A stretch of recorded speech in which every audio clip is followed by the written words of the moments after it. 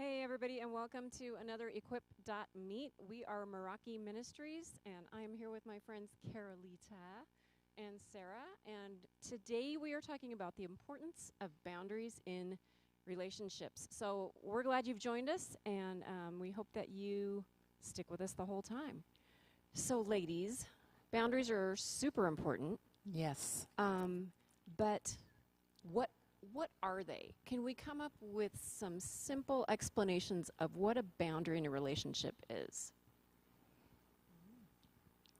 That's I'll let you do. I'll let you start. that's a good question. What are boundaries? They're limits that we place not only on ourselves but also on the people that we work with. They don't necessarily like limits, and many of them don't live with limits. But to be in a healthy relationship, there needs to be healthy boundaries and set by the person who is in charge, who has been chosen to help. But they also need to let the other person know what they are. And then also, I think the person who has asked for help or who has needed boundaries. Hello, everybody. I was looking at Kim. That's okay. Sorry. But you know, they need to know that they have to set some boundaries as well. And then that turns into healthy relationships. Do you know, I saw several weeks ago, I was looking up some things, and I saw a quote. I'm sorry I didn't write down the person who gave it. But givers need to set limits because takers rarely do. Ooh, I like that. Yeah, well, and I think also, I think it's very important to even have boundaries in your marriage relationship. Mm-hmm. We're not necessarily talking about marriage today because that would take a lot. Oh. That would take a whole session, if not more than one. So today we're probably specifically focusing on relationships, like whether it's a mentor relationship or if it's a relationship between friends. And it seems like there's a friend who takes more than they give. We probably would be talking about that type of a friendship. But probably more of a mentor type relationship. But I think that what people will be able to take from this is they can apply this to any relationship. Right. Right? Mm-hmm. So you talked about the fact that any healthy relationship needs them. Do you think every relationship needs boundaries? Yes, I do think so. Yeah, for sure. And healthy boundaries respect the other person. Where you feel respected, you don't feel violated or stressed. We all have different priorities, and so understanding what our priorities are in our life is going to also help us understand where other people fit in and what kind of time we can give them and that kind of thing. We're all friends, but we also make appointments to see each other. Yeah, that's true. Yeah. So understanding, I think, what our needs are in our own life and what our priorities are is very important. And I think also that when we fail to set boundaries and hold people accountable, we can feel used and even mistreated. I think that's happened to many people, and they get somewhat discouraged and they don't want to help anybody because they've been mistreated by those boundaries. Right, and I think that might be a common thread in people who do mentor others because they don't set those boundaries. That's right. So they don't have a reason to say no. In their minds, they don't have a valid reason maybe to say no, and that's why they get burned out and the relationship ends probably sooner than it has to. Right, right. Something that I found too is that sometimes we feel guilty, and I've heard this from others as well, when, especially when we challenge the behavior that is inappropriate, and or maybe in some way violates our own boundaries, and that can lead, of course, to the person getting angry, or even, I think, very defensive and wanting to defend themselves for what they did that was not in line with the boundaries. I made a little list of I would love to hear your list. Good. of the signs of healthy boundaries. The signs. These are not all my own. I've borrowed from some people. I've listened. I've asked people these questions. And these are just some accumulation of, I think, some very good answers. Great. Signs of a healthy boundary is saying no without feeling guilty. How many people go, oh, I can't say no. But A really, yes, a lot. A lot of people say that. The other one is asking for what you want or need in the relationship, because sometimes people don't even know what they need. And Can we stop for just a second and go back? Go back to I want to go back to the to no. saying no. Yeah, to the saying no. So that's on us as far as if we can say no or Yes. not. And I think it has a lot to do with our level of discomfort in feeling uncomfortable in the no. Mm-hmm. And so, I mean, that's a really big piece. It is. Right there, just to be able to come up with the no and what the no should be. Isn't there some things that go into that? Well, I think so. Yeah. First of all, you need to take care of yourself first. You know, I love the story about the people on the airplane, and the hostess says, now, boys and girls, no, he says, mothers and fathers, put your mask on first, and then you help the person next to you, the child who cannot do it themselves. And many times people we're mentoring or helping cannot do it themselves. And so we need to be able to take care of ourselves. So saying no is one of those areas of taking care of yourself. Because if you were saying yes all the time, Yeah. where would you be? So what is the criteria, though, do you think, because you have mentored a lot of people, have had a lot of relationships in your life, and what is the criteria to know that no boundary and to take care of yourself? Like, what would you say? Don't you think everybody's different, though? Oh, absolutely. I mean, so different there's personalities. No one size fits all. Yes, true. that's right. A lot of us have a lot higher energy level than others. A lot of us have a lot higher gift of mercy, grace, I don't know, than others. True. And compassion. Yes. And the gift of helps and mercy. Mm-hmm. Not everybody has that. That's very true, Kim. Mm-hmm. I think back to the fact that I had put myself in a different type of situation where I was going to say no myself to taking on another mentor, a mentee. To mentor, and I argued with the Lord 3 times, saying that no, I don't have time. I'm doing this and this and this, and I have these people that I'm paying attention to, and then I have my family, my grandchildren. No, no, no, no, no. And about 3 days later, the Lord said, "Are you finished? You know, Are you done complaining? Are you done? Giving me I reasons? have someone for you."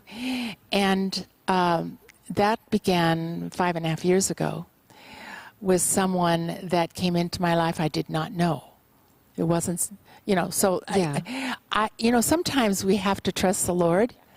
We have to believe that He knows better of who He can trust us with and set those boundaries with. Yes. So I had a big no recently, and I felt really good about my no. And Good. That's good. It's okay to feel good. It's okay to feel good about saying no. Yes, yes, for sure. And I felt very good, and there was a lot of good reasons behind that.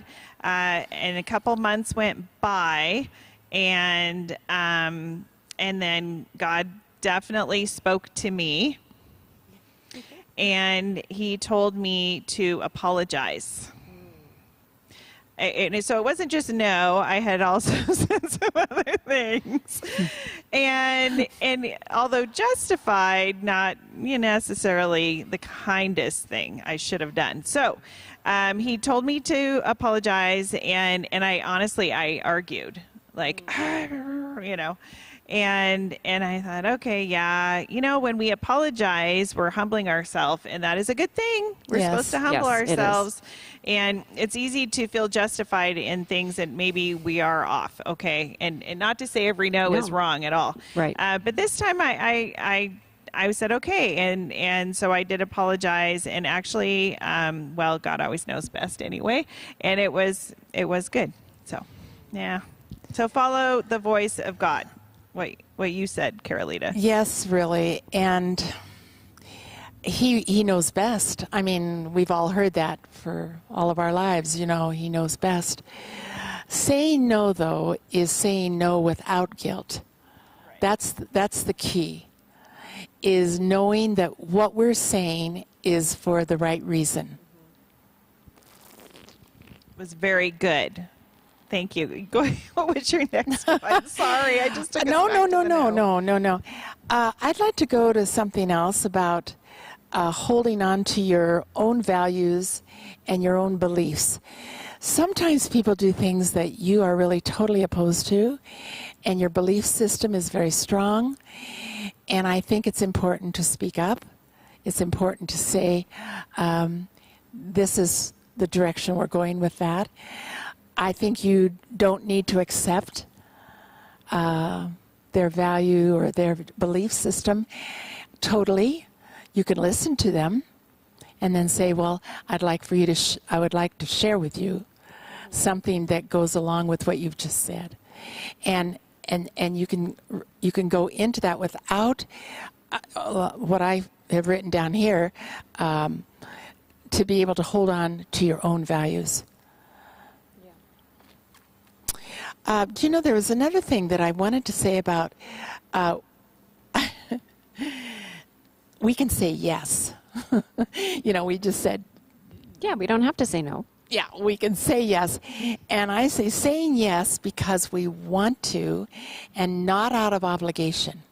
Yes, Ooh, thank you for saying that. Mm-hmm. Or to please others. Yeah. Right. Yes. Right. A lot of people say, oh, you can do this, you can do this, you can do this. No, you need to know yourself.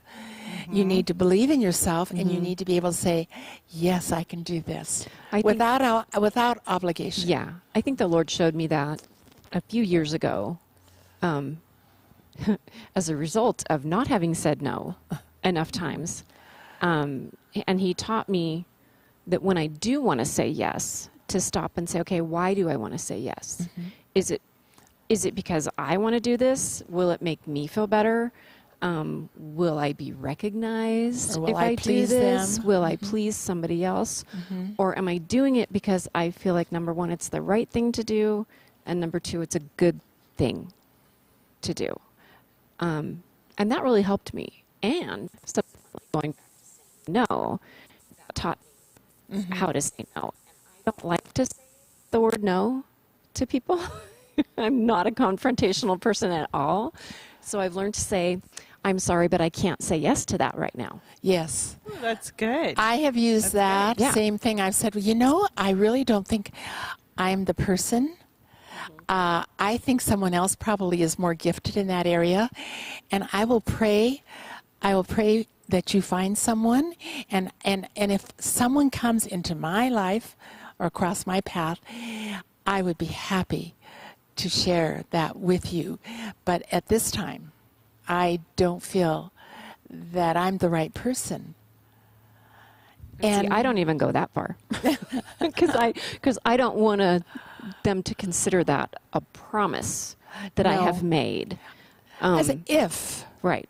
But if someone comes along That's right. and the Lord That's right. reminds me, hey, this gal That's is looking right. for That's right. then Yes. absolutely.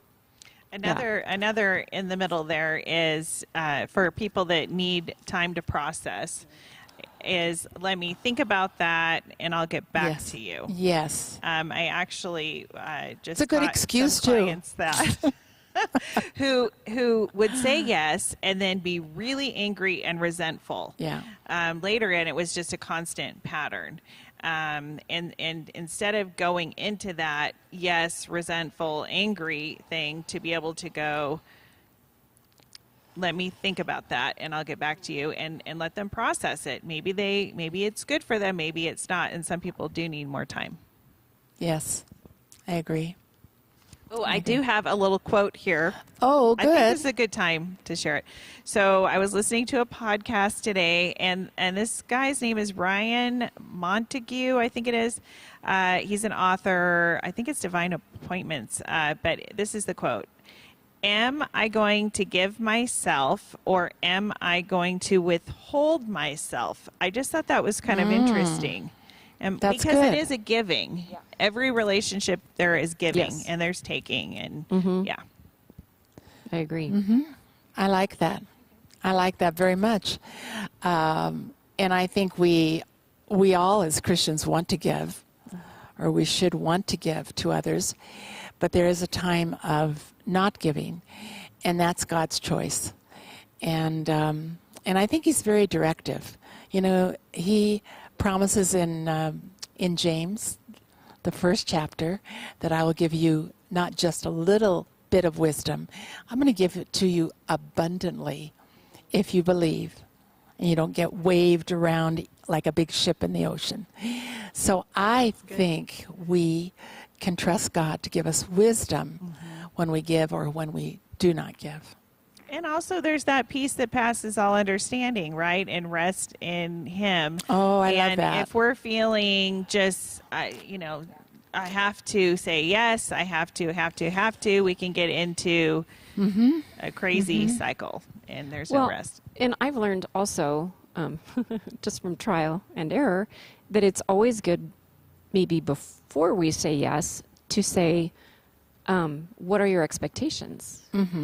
What do you see this? How often, especially for a mentor relationship, I think it's good in a marriage too to say, hey, what are your expectations of me, especially as a wife, right? But in a mentor-mentee relationship, I think that's very important that the mentor know what the expectations and desires are of the mentee. If you find that out, then you're capable then of setting up accountability. Yes. If you are able to set these boundaries, if you're able to do what and the mentee may not even know at that point, so you can say, okay, well, let's work together on That's this. right. And if we're not Yeah. meeting often enough, feel free to let me know. I can't promise that we will be able to meet more often. but your expectations But your are expectations are clear, important to me. and they're out in the Yes. open. Yes. And once those are clear, then you can say, well, I'm going to hold you accountable to some of that, because that way you feel that you're accomplishing something, and I also feel that we are moving forward. And no, I think it's very important. Expectations are defined. Yeah. It's good. It's good. Yeah, I mean, like with Kim and I doing videos on Friday nights that we were doing, our Loving Well videos, there was an expectation for both of us to show up. Yeah, I'm not doing it alone. At the same time, right? So if one of us had not been there, it wouldn't have happened. Right. Right? And that would have led to a whole thing. But we understood the clear expectation Yes. that we both were going to be there. We both agreed to do that, and we clearly did that. But you can see how expectations can, they're important. And also, sometimes we can have unreal expectations of other people, and that goes to I can only control myself. I can't control or shouldn't try to control other people, right? Right. I think we need to also face the fact that we're not always going to make people happy. I like to make people happy. I try to make people happy. As one of my goals in life is for people to be happy. I don't want them to be sad. But I know that that's not possible all the time. It is not. But I think one of the things that I have thought about a lot is that I don't need to feel responsible for this person's happiness. It's really their choice. Right. It's their choice. And I can work really hard at it, but it's their choice.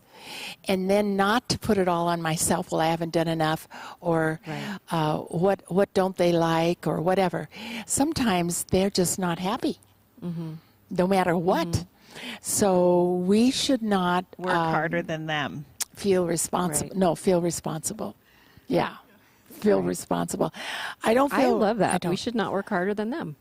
It's a counseling thing. Oh. Well, here's the professional. Yes. Yeah. Oh. Doesn't it make sense though? Because we can do that. Where I just need it, I need to, and then they don't do anything. And especially in a mentoring kind of a relationship or counseling, and there's homework, and oh no, never did that. Okay, well there's action involved with some things, and very definitely. And one of the larger groups, Bible groups called the Navigators, used the form of being faithful, available, and teachable. I love that.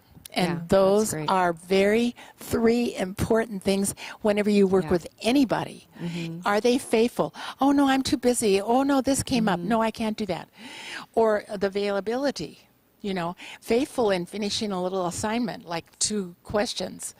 Yeah. Or are they really teachable, or are they just there and wasting time? And there has to be all 3 of those combined. And I've never forgotten that. That was a long time ago.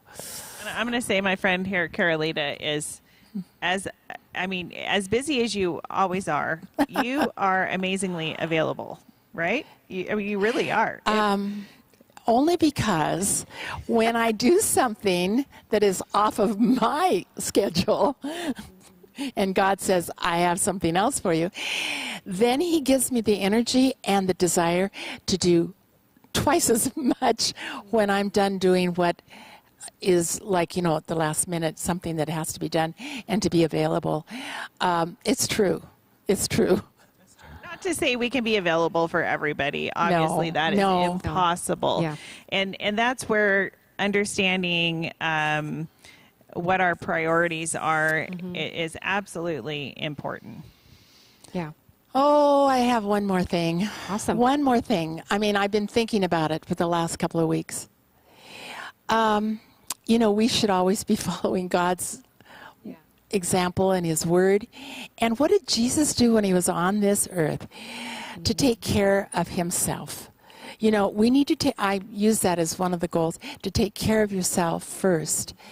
And then you're available, and you're energetic, or you're able to do what you need to do. Think about it. What did Jesus do?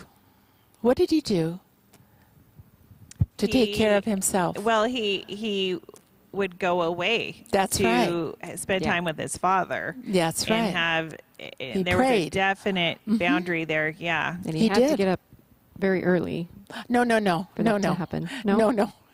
No, I'm not saying we have to, but I'm saying Jesus got up. He probably did. I never early. Asked him. But I said he never asked him.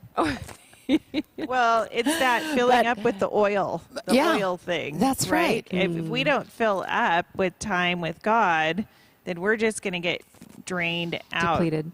Depleted. I love the way he took a break. He told the disciples, go out and get the boat going, and I'm coming out in the boat.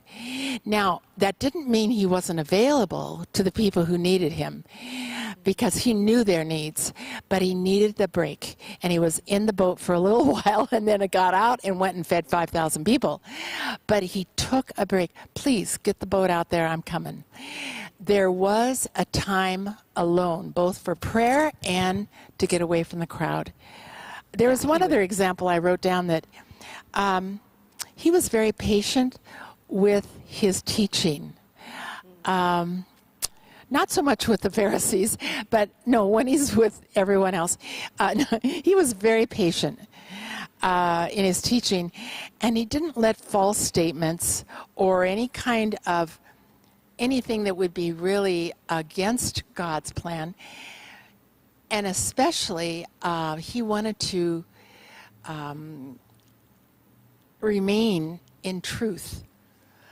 And we need to do that as well. Sometimes false statements are made or things are said, and we need to be patient and respond. And that kind of goes back to the values point that you made earlier when you're dealing with somebody who maybe they have the same values that they do, but they're a lot further behind in their maturity journey. So we have to be patient to themselves. With them. Yes. So we have to be patient with them and explain.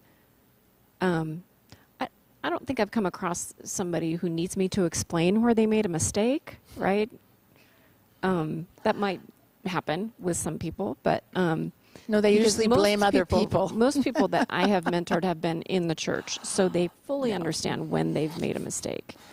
But I like to be able to identify with them as much as I can and be patient, and rather than preach to them, say, well, what do you think the Lord would have your next step be? Because he talks to them too. That I'm not there as God's mouthpiece. I'm there to take them to Jesus. That's so right. that they can hear him themselves. However, I do use Scripture. Oh, yes. And so I do use the Lord. I use God's Word in part of my speaking, even to non-Christians and people that I'm working with. I think of several that I still am working with, because not everyone comes to the Lord really fast. Took one woman in France 12 years. 12 years. We were in art class for 3 years together and sat next to each other, and I would take her in the car sometimes, and I'd have her have coffee at my house. But it was a long, long process. That's amazing, Carolita. So That's really, great. We can't put a deadline on that. We can't. So we do have to be patient. We do. And then continue to believe. And that's very rare. The circumstances that I was working with were very rare. But the Lord trusted me with this person, and when you end up praying with someone and you end up thanking the Lord and you end up seeing them get married, and it's sometimes a long process, but it's okay. The Lord gives patience when we ask. Yeah. I think another thing with healthy boundaries is just that looking for the best in other people, no matter what they're doing or what's going on. But on our end, just a healthy relationship is speaking life into them. I think that's really important. Yeah. Anything positive is helpful. I like people to say positive things to me, don't you? Well, because a lot of times you don't hear a lot of people do not hear positive anywhere else. That's right. That's so right. I better be the one who's saying, you know what? Yeah, you messed up, or you didn't mess up, or you said the wrong thing, or whatever. But God's mercies are new every morning, every day, and that's for everyone. We all have another chance, and I think people need to hear. And I need to say it as often as the Lord reminds me, is to say that I believe in you. I believe God can do anything. I believe in you. And for one person to believe in them, sometimes that's all they need to hear. Super true, right? For those teachers right now. Yeah. It can change a child's life. So how do we, let's get really literal here, and let's talk about what some boundaries are. I remember we were talking a while ago. I think it was during our Loving Well video that I talked about boundaries, and something as simple as I'm up until 10 o'clock, but That's after right. that I'll be in bed. So if you need to get a hold of me, you can text me, but I probably won't answer you until the morning. You know, that's a boundary. I only have one person right now that knows that I leave the phone on and by my bed because she's in suicidal tendencies and knows that I can take her to the hospital immediately. I can get up. And that's the only person. But I agree with you that boundaries should be set because otherwise people will call at 11 o'clock at night. Right. Or they wake up with a bad dream and they want to talk to somebody. And I'm not functional. But she probably hasn't abused that either unless No, it's been an emergency. no, Yeah. never, really. Because of inappropriate people in my life, actually silence. I put down the volume on my phone, and with my day job, they have my number, and so which I know I could do the Google phone thing, but what I've chosen to do if they abuse that is I block them.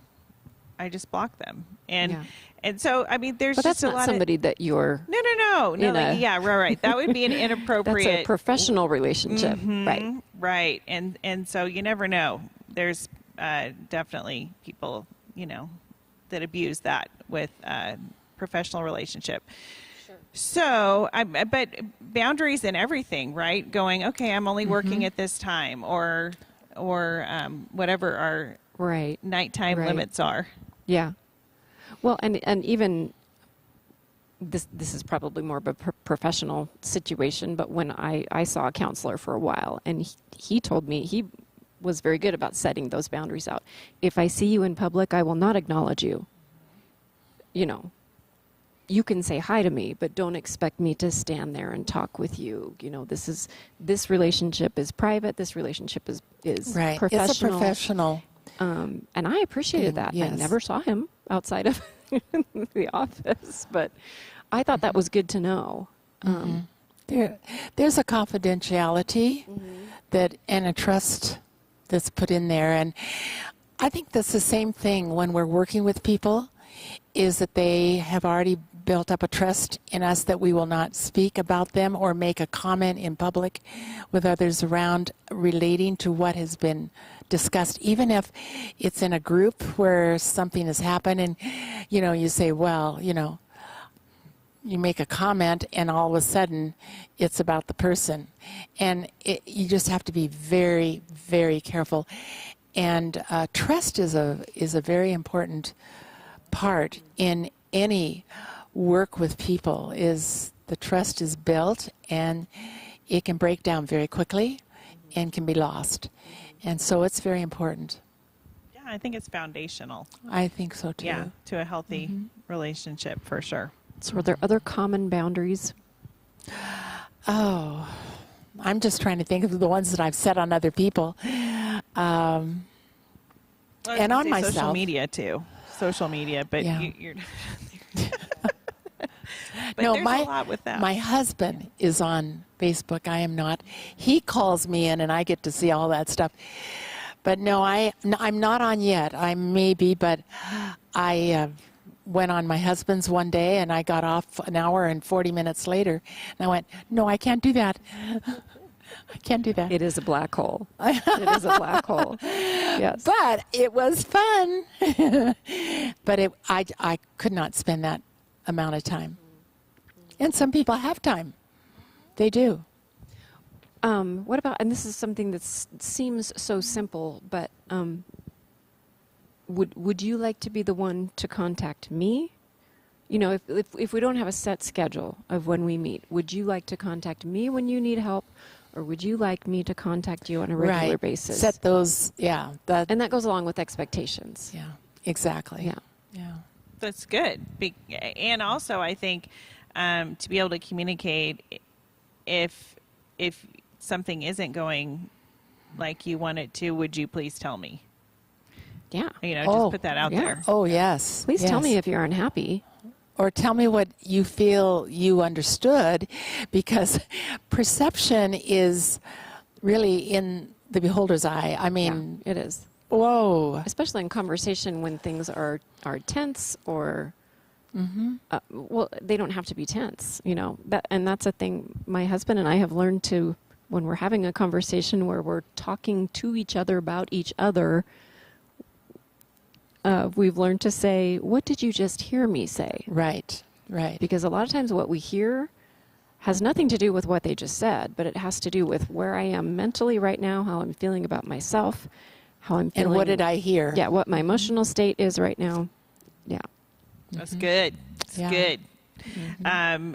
Because we take it through our filter and it becomes something completely different, and the other person doesn't know what that is. They don't know that whole morphing has just happened.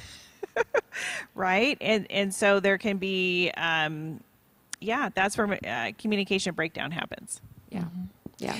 One thing that I am reflecting on right now to add to this conversation is sometimes it's very good, I think as often as possible, I guess, when it comes into your head, is to compliment the person on something that they've done right. It's rare that they may even receive a compliment of any kind. And then for it to be very realistic and honest and really fitting in with what has been discussed or something you've observed over the time. I have done that on a regular basis with one of the women I'm working with. And when I got a letter from her one day, she said, "Thank you so much for realizing things that nobody else ever realized."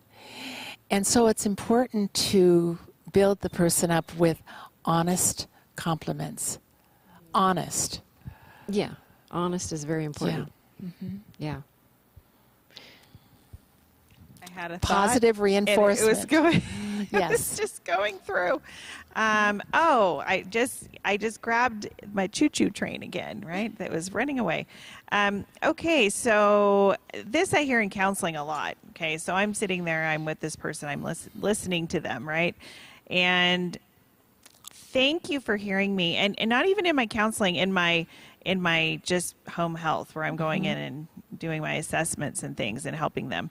And I'm trying to hear the root of what's going on. And when you bring that up onto the surface and, okay, this is what I'm hearing you say right now, that you're grieving this, or this is really emotionally painful, or whatever it is, it's like their eyes just get really big, and you heard me. Nobody has really heard me. And there is something really big about that. Yeah. I love those moments. I love those moments. I had a gal one time that was debating whether or not to quit a job.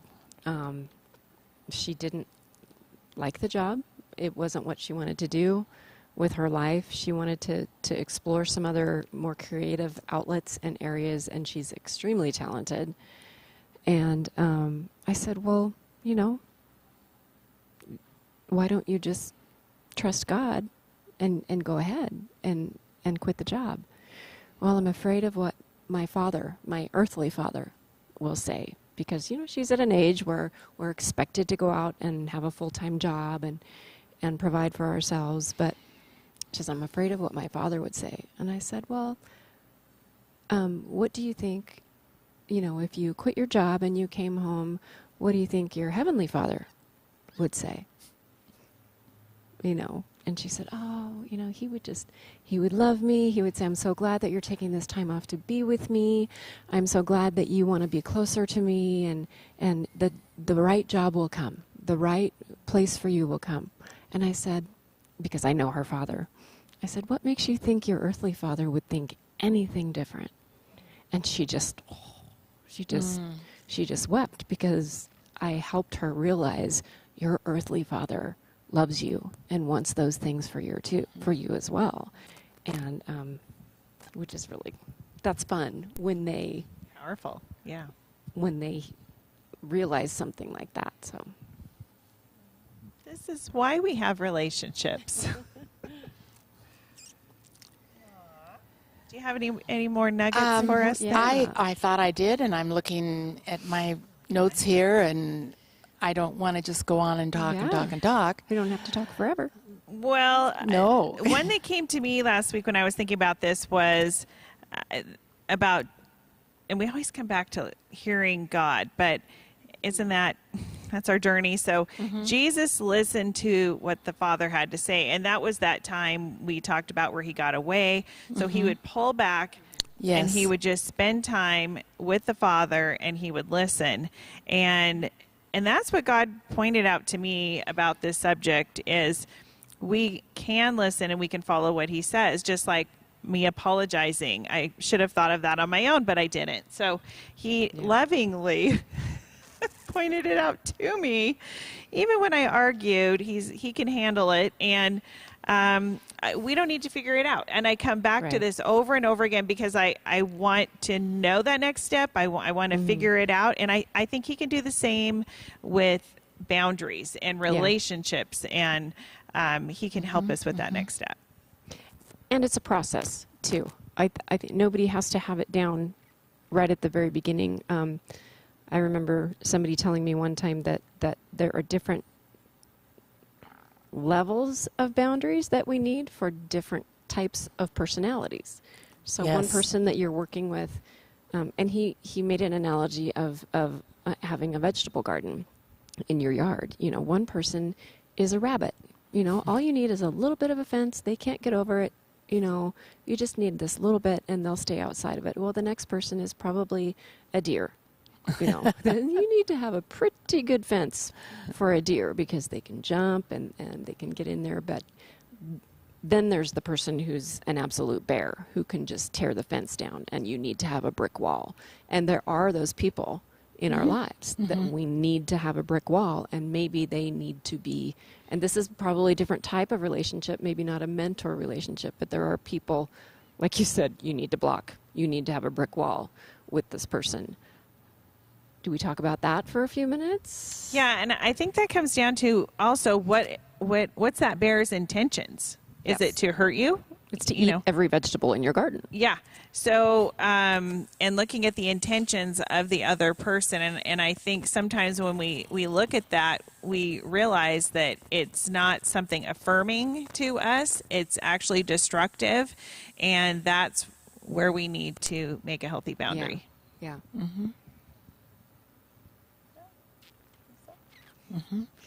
All right, ladies. So I'll just go over my little bit here. So priorities of people and time, right? We talked about that. Our limits also of people and time, and what you just talked about, who is asking, what are their intentions, maybe the history with that person, that kind of thing. And also I think one thing we didn't mention too much, but how we express limits in love and kindness as well. And I can't picture either of you doing it any other Well, way. yeah, that was one of my questions. How do we set healthy boundaries without unnecessarily offending someone? You know what I mean? I think you have to choose your language carefully. Well, you do choose your language, but I think you also work together on it. And you might say, well, what do you think would work best for you? Yeah, asking questions is always a really good way to set boundaries. And put them in the answering chair. You know, how do you see this working out for both of us? What would be easiest for you to get started with? How could I help you? You know, really, I think it is being able to get them involved in setting those boundaries and those limits. That was beautiful. Did you have any other thoughts on that? I don't Kim? have any other thoughts. Yeah, so if we're done, we're Well, done. thank you, Kim, and thank you, Sarah. It's been fun as always. Yes. I'm happy to share some of my experiences and some of the things that I said today, only to encourage others not to be afraid of what might happen, but what could happen. Yeah. Yeah. In the positive way, with the Lord's help. I don't think I could do some of the things I do without the Lord's guidance and His wisdom, and also with His way that He shows me what's best. And you know how you do that is stay in the Word. Mm-hmm. Yes. And grab a hold of those promises that will help you through some of the rough times, but also give you, I think, give you joy and give you a desire to keep going. Yeah. Because sometimes it's a little discouraging. Right. You think, and then all of a sudden there's something that happens and it's wonderful. Well, and what I love too, and we've talked about this not in this setting but in other settings before, is that mentoring there's not one size fits all. That's right. You mentoring your ladies is not going to look what it looks like for me. And in all honesty, I'll be honest, I'm a reluctant mentor. Not that I don't enjoy speaking into somebody else's life, but I don't know. It's not my first love. And that's very possible. Yeah. And not to feel guilty about it. No, I don't feel guilty because about it. God will give you those hard. God will give you those opportunities, and it's just whether or not you trust Him with that opportunity. And sometimes it has worked, and sometimes it has not. And then you've learned. And I've learned. But you write amazingly well. Oh, well, thank you. Yes. So thank you. Yes, you do. And that is a love. That is a love. So we're all different. One last thought is just in all of this boundary stuff that to watch our heart, and really it should be at peace, and we should have joy. We should have love. We should have all of the fruit of the Spirit. So if there's something that is in there that is off, then we need to take some time with God and confess, repent, fill up with more of Him, and work on having healthy boundaries by loving people, right? And ourselves and God. True. Okay. All right. Well, thanks everybody for joining us. We really appreciate it.